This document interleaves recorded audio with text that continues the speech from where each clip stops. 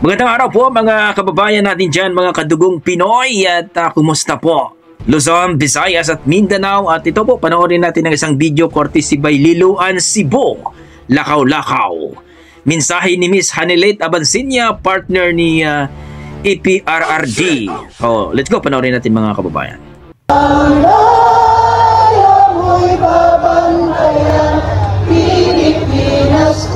Winawgayway ang ating pambansang watawat. May hangganan ng lahat. There will be a day of reckoning for all. Duterte! Duterte! Duterte! Liwasang Bonifacio, Manila. Ang panalangin natin, bring him home! Bring him home! Bring him home! At ngayon, mga kababayan, mapapakinggan po natin ang video message ng may bahay ni dating Pangulong Rodrigo Duterte, walang iba kundi si Ma'am Hanilet Abansinya. Ayan. Ano kaya ang mensahe ng ating message ko sa Pilipino? Kabalo mangod ko, alam ko ba how he took his oath seriously. Gihimo niya ang tanan para sa Pilipino. Gusto niya may maayos na buhay ang bawat Pilipino. Gi-make sure niya na ang mga tao maka-avail sa medical assistance when he was president. Gi-make sure niya na before bulanding ang bagyo, naa na siya dito, mag-una na siya dito. Katong sa Marawi, gi-make sure niya mawala ang kagubot. Even sa iyang katigulangon, naningkamot yun siya. Katong siya naglingkod na presidente. Miski nakapoy siya, wala mo kabalo na during the time na pandemic, almost failing na iyang health.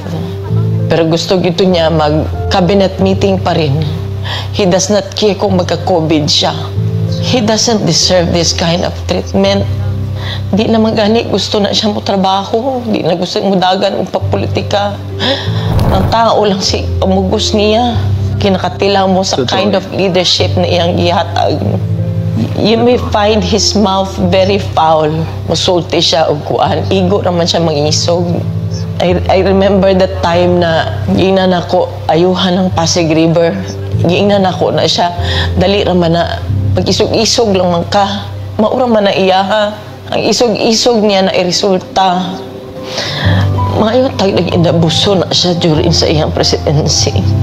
Wala nag-abuso. Wala ngawat. Ipakubaba siya, miski presidente na siya. Makita niyo mo siya matrato-tao. Naluhoy ko kay pagkaon na lang ang gusto. Dili na siya materialistic. He doesn't care kung naa siya'y kwarta o wala. He doesn't care kung unsa iya ang isuot. Daan. Naiyak tuloy ako mga kababayan. OFW tayo eh. Ramdam natin. Wala ko kapalong sa akong pagtabang. Maski kaluoy na lang ang tao. Kaluoy na lang. Abuso. Grabe. Abuso. Sa simple lang ay yung gusto. Deprive pa yun ninyo.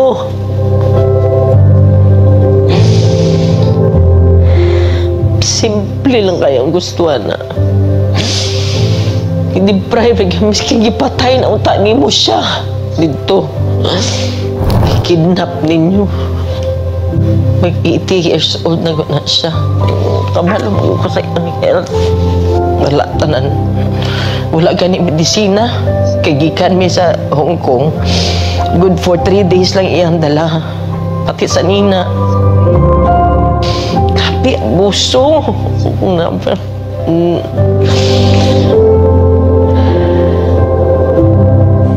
Grabe. Wala man na siya ni-trigger o pusil. Maski isa. Wala man na siya gi-pusil. Wala man na siya gidunggab.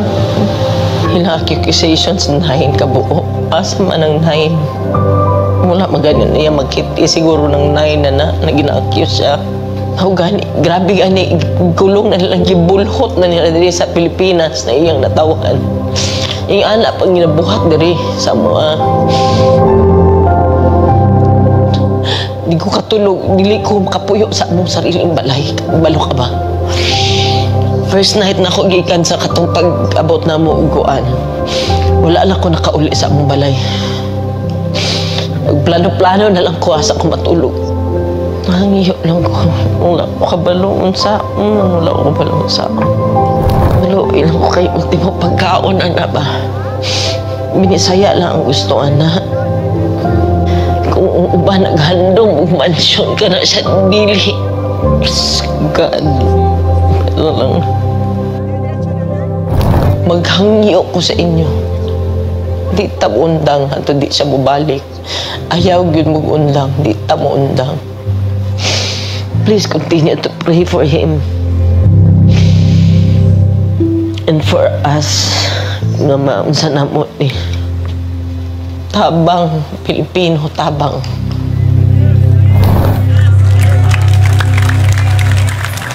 Kayong lahat nandyan ngayon sa Liwasan Bonifacio na sumusuporta sa tatay ko na binigay sa dayuhan at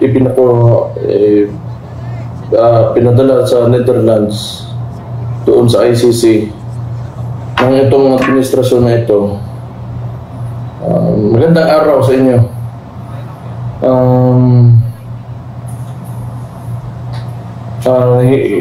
Mahirap yung sitwasyon namin ngayon. Gusto ko sana na nandyan ako. Yun nga lang, may binabantayan ako na syudad, itong Davao, dahil ako ang alkalde dito ngayon, so hindi ako makapunta. At medyo pakiramdam ko, may gagawin sila dito sa lugar, kaya hindi muna ako makapunta dyan, sayang na hindi ko kayo makikita at makakausap ng personal. Pero gusto ko magpasalamat sa lahat ng ginagawa niyo para sa tatay ko. Gusto namin siyang makita na makabalik ng Davao at maka-uwi sa bahay niya, sa kwarto niya. Wala namang ibang gusto yung tatay ko kasi wala mag-birthday na ngayon 28, 80 anyos na yan. Yung gusto lang talaga namin sana na bumalik na nandyan pa, hindi, yung humihinga pa.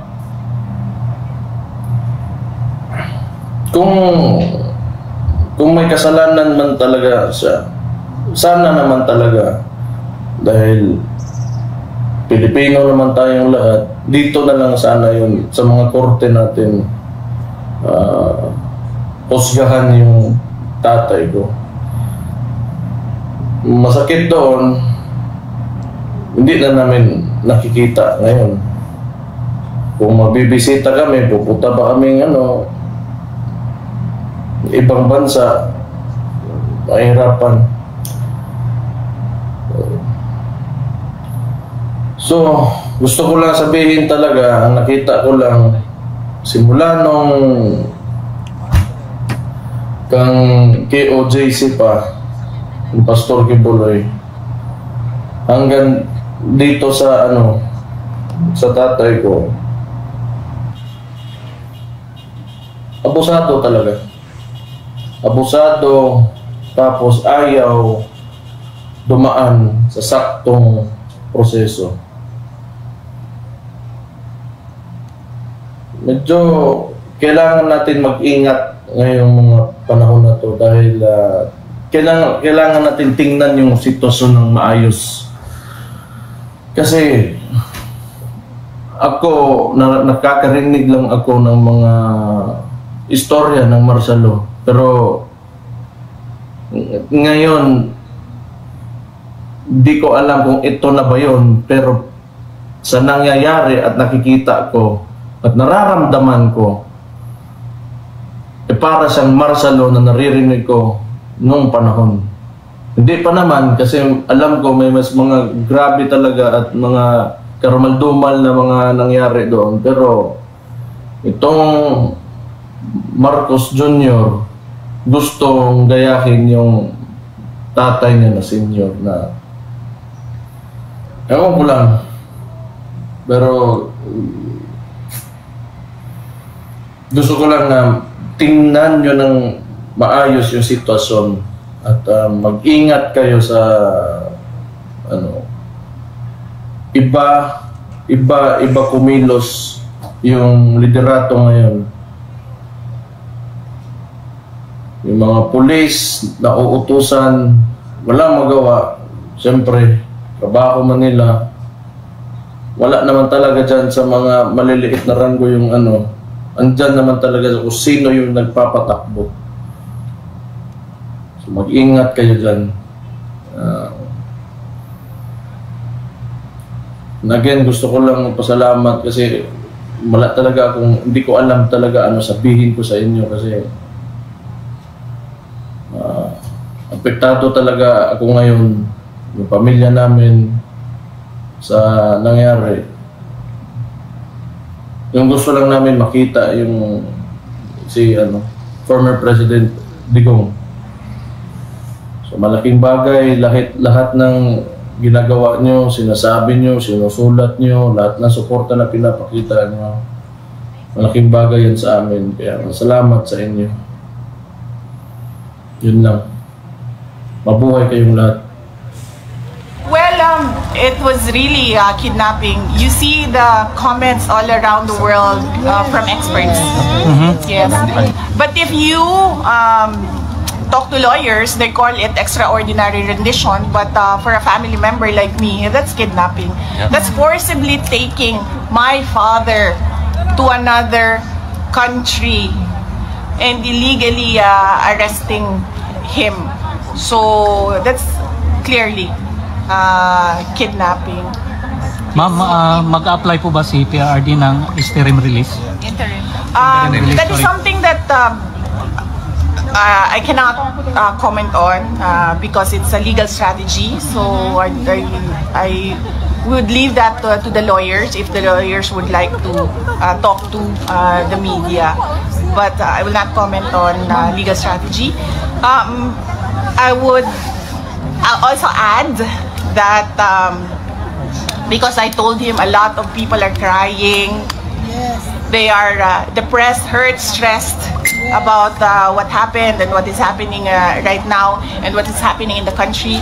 And then he said, sabihin mo sa kanila, relax lang, may hangganan ang lahat. Yes. So I'm remembering this from kasi I cannot take notes, I cannot take a ball pen and pen din. So sabihin mo sa kanila, relax lang, may hangganan ng lahat. There will be a day of reckoning for all. VP, mahal na mahal po ang Duterte family ng mga OFW at mga Pilipino po sa bansang Pilipinas. Ngayon, grabe po yung emosyon ng mga Pilipino dahil mahal po nila si PRRD at kayo po. So may mensahe po ba kayo para sa lahat ng mga Pilipino? Yes. Unang-una, nagpapasalamat ako sa lahat ng ating mga kababayan. First off, I'd like to thank all our countrymen for your prayers and your profound support to the former presidents. We can feel your love, we can feel your anger, we can empathize with everyone. Everyone's rage about what happened, and let us not be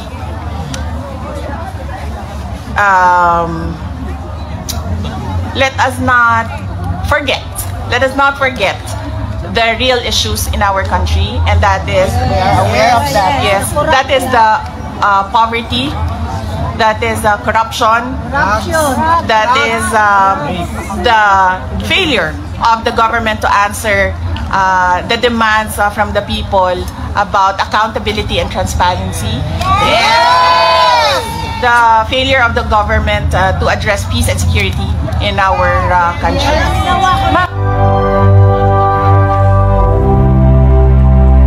Ayun po mga kababayan natin, narinig po natin ang mensahe ni Miss Hanalet Amancilla, ni Mayor Basti at Ma'am BP Sara Duterte, at talagang napakasarap pakinggan at siyempre nakakaawa din kasi matanda na rin si Tatay Digong.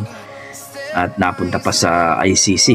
Sana, sabi nga nila ay sana ay sa Pilipinas na lang daw ay nilitis kung may kaso man si former President Rodrigo Duterte. So kayo mga kababayan natin dyan, mga kadugong Pinoy, anong sasabi nyo sa video?